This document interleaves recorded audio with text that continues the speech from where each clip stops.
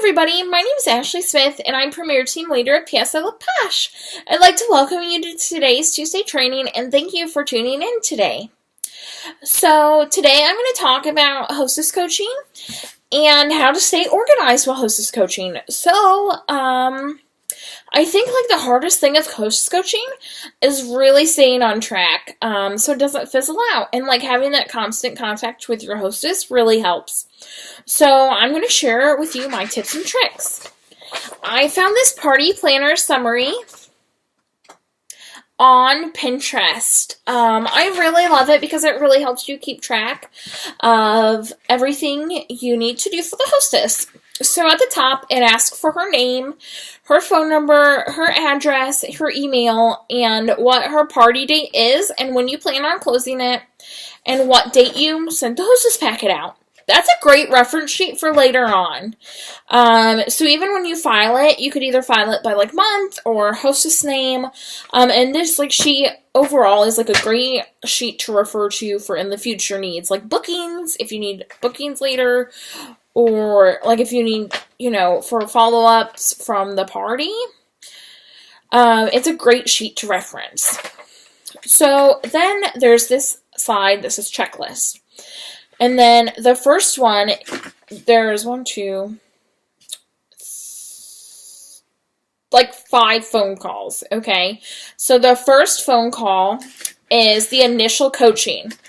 So you're going to write down what date you did the initial coaching on and then go through the checklist on it. So the first one is to make sure you're reviewing the hostess packet with her so she understands what's in it. Maybe she just hasn't had time to look at it, and it's just nice to go over with her.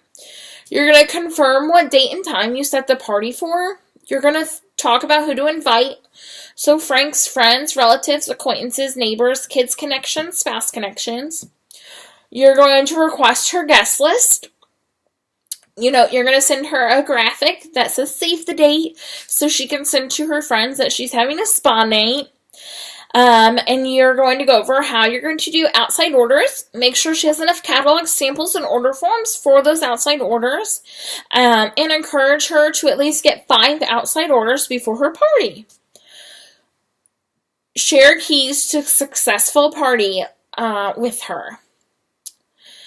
Then the second phone call is done 10 to 14 days before the party. Tell her you've created her event on Facebook for her and the event in the back office for her to share with her outside ordering people. If they don't use an order form, make sure you have the guest list by now. Make sure you either email the invites, text them, or mail them in the mail.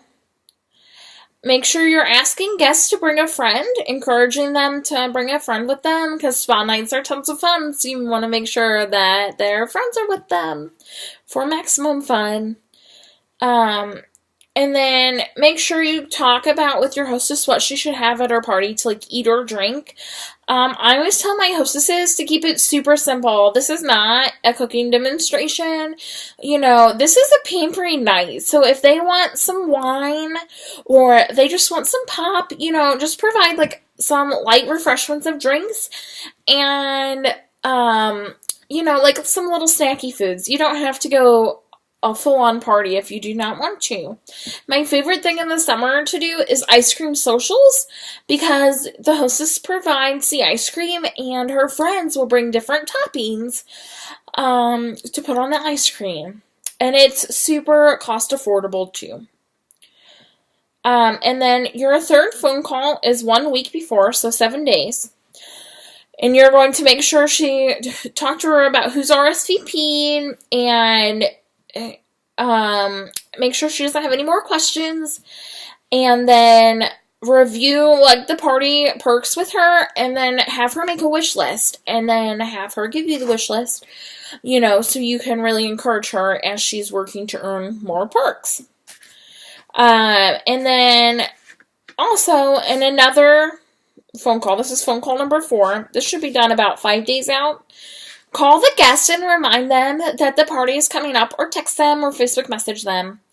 Make sure with your hostess you're again confirming RSVPs, and then confirm directions to her house and the arrival time that you're going to be there to set up.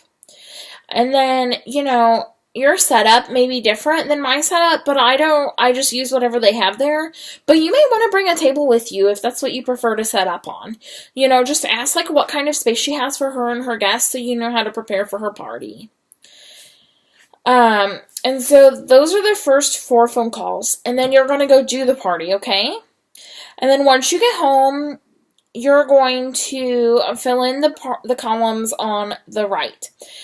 So it asks like for your party totals, your party sales, the profit you earned, your income per hour, and the hostess credit that she got, which would be perks for us, and the number of sales you had. And it talks about how many people booked and how many people you recruited.